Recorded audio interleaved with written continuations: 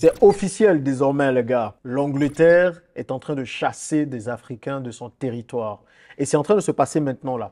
D'ici le 14 juin de cette année, plusieurs immigrants africains vont être rapatriés de la Grande-Bretagne. Je vous disais cela il y a quelques jours déjà, que l'Angleterre, dans sa politique contre l'immigration, avait signé un accord avec le Rwanda afin que plusieurs immigrants qui viennent illégalement sur le sol britannique anglais soient ramenés au Rwanda. Pas que des Africains, il y a aussi des personnes de d'autres contrées, comme des personnes qui proviennent de l'Irak, de l'Iran et de d'autres pays où il y a des difficultés. Donc il y a plusieurs programmes, il y a plusieurs lois, il y a plusieurs décrets qui ont tendance à vouloir limiter l'immigration, à vouloir dire aux Africains, on ne veut plus de vous ici en Angleterre ou là-bas en Angleterre parce que je ne m'y trouve pas.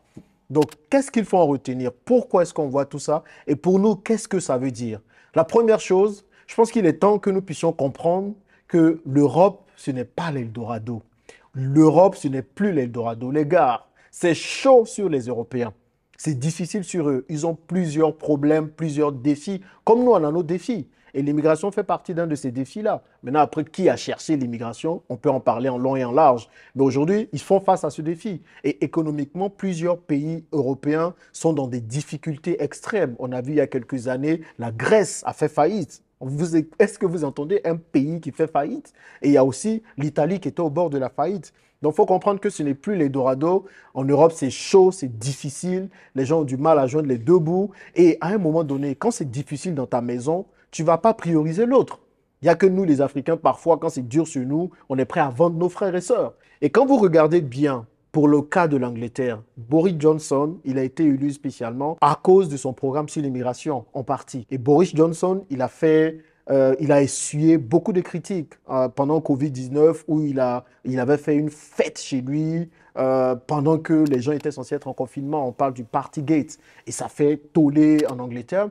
Et qu'est-ce qu'il est en train de faire pour vouloir se rattraper? Eh bien, il est en train de mettre toutes ses actions sur l'immigration. C'est que le gars, pour sauver sa peau, c'est encore une fois les immigrants qu'il faut attaquer. Et les immigrants auront toujours le dos large, je le disais dans une précédente vidéo. C'est que quand tu n'es pas chez toi, on peut dire tout ce qu'on veut sur toi, mais tu n'es pas chez toi.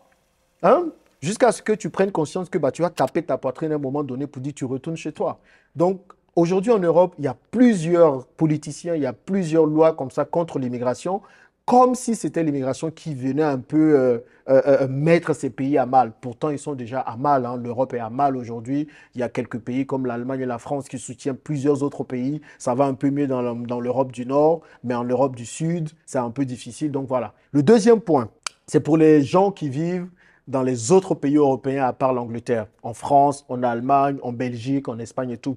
Je sais quand on parle de ces lois qui sont prises en Angleterre, vous vous dites, oh, ça se passe en Angleterre, ça ne va pas arriver chez moi ici, ça ne va pas arriver en France, ça ne va pas arriver en Allemagne, ça ne va pas arriver en Espagne, ça ne va pas arriver au Portugal. Les gars, détrompez-vous. Parce qu'il suffit juste que l'Angleterre arrive à montrer que cette nouvelle loi marche chez eux, qu'ils arrivent à dissuader beaucoup d'immigrants à venir sur leur territoire. Parce que c'est exactement ça. Le but là, c'est de dissuader les immigrants. Imaginez, vous risquez votre vie. Vous prenez des bateaux de fortune. Vous arrivez en Angleterre pensant avoir atteint un certain niveau de vie. Puis on vous dit, Et là où tu es arrivé, là, c'est pas ta destination finale. On te ramène au Rwanda. Imaginez un peu dans la tête des gens. Donc les gens vont se dire, ils n'ont plus besoin de risquer leur vie pour partir en Angleterre. Donc si jamais cet accord-là entre le Rwanda et l'Angleterre marche bien, vous allez voir d'autres accords qui vont arriver entre la France et d'autres pays, entre l'Espagne et d'autres pays, entre l'Allemagne et d'autres pays. Vous allez voir, les gars vont se prioriser d'abord. Il faut comprendre qu'il y a aussi une montée de plusieurs partis populistes en Europe. Il y a une montée de l'extrême droite en Europe. En France, par exemple, Marine Le Pen, elle a fait 42% au deuxième tour des élections passées. Ne vous en faites pas, elle va venir un jour au pouvoir. Elle va venir un jour au pouvoir. Et tous ceux qui sont là, qui, à chaque fois qu'on dit Marine Le Pen au deuxième tour des élections, ils tremblent, ils commencent à faire leurs affaires, ils ne savent pas trop comment ça va se passer. Et dès qu'on sait qu'elle n'est pas élue, les gens, ouf, ils descendent un peu du stress, ils sont contents, ils se disent qu'ils vont rester. Un jour, elle va venir au pouvoir. Même si ce n'est pas elle qui vient au pouvoir. Ça peut être quelqu'un de ça peut quelqu'un d'autre, ça peut être quelqu'un d'autre de l'extrême droite. Ou bien ça peut être le nouveau qui est sorti là, Éric Zemmour. Donc, vous ne savez pas quand est-ce que ça va arriver. Et ça va arriver de votre côté. Ne vous en faites pas. Parce que ce sont des partis qui basent une bonne partie de leur programme sur l'immigration. Donc, l'immigrant est le problème de tout. L'immigrant est celui qui cause tout le problème, tous les problèmes dans la société. Donc, dès qu'ils arrivent au pouvoir, l'immigration sera au cœur de leur programme. Donc, vous allez être le bouc émissaire. Vous allez être des personnes sur qui on va tout mettre. Vous allez être ceux qu'on va vouloir chasser les premiers. Donc, ce que moi je vous dis, en tout cas si vous vivez déjà dans ces pays-là, c'est de vous préparer. N'attendez pas que les élections arrivent pour stresser, pour faire vos bagages, pour préparer vos bagages, pour vous dire, dès que Marine Le Pen est élue, bim, bim, moi je mets en Afrique. Vous avez quoi en Afrique?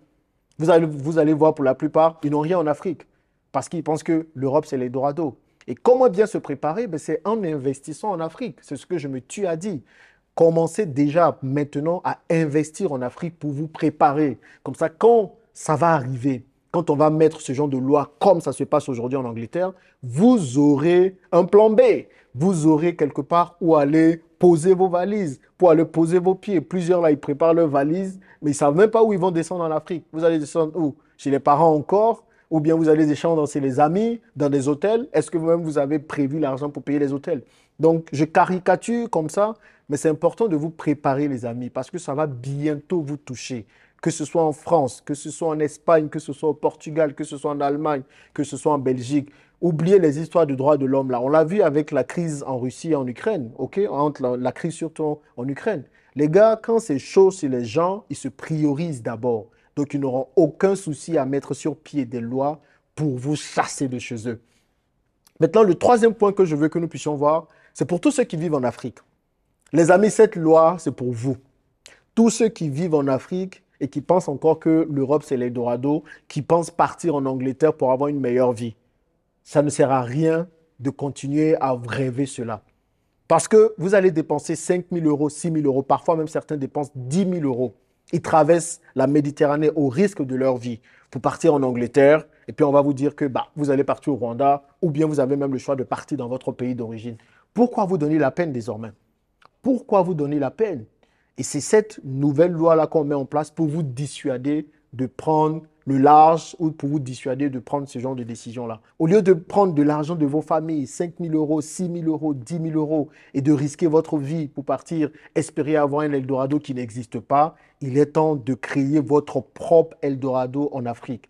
Et comme je le disais dans une précédente vidéo, on a tout en Afrique pour réussir. Il faut comprendre que le blanc nous a un peu aveuglés. Ils nous ont fustigés, ils ont écrit une autre histoire sur l'Afrique qui fait que même les Africains aujourd'hui pensent tout ce qu'ils ont dit sur l'Afrique. L'Afrique, c'est la famine, l'Afrique, c'est les problèmes, l'Afrique, c'est la corruption, l'Afrique, c'est ci. Oui, peut-être qu'il y a des problèmes, mais on peut être la solution à ces problèmes-là. Ce n'est pas en allant ailleurs que nous allons pouvoir réellement éradiquer ces problèmes.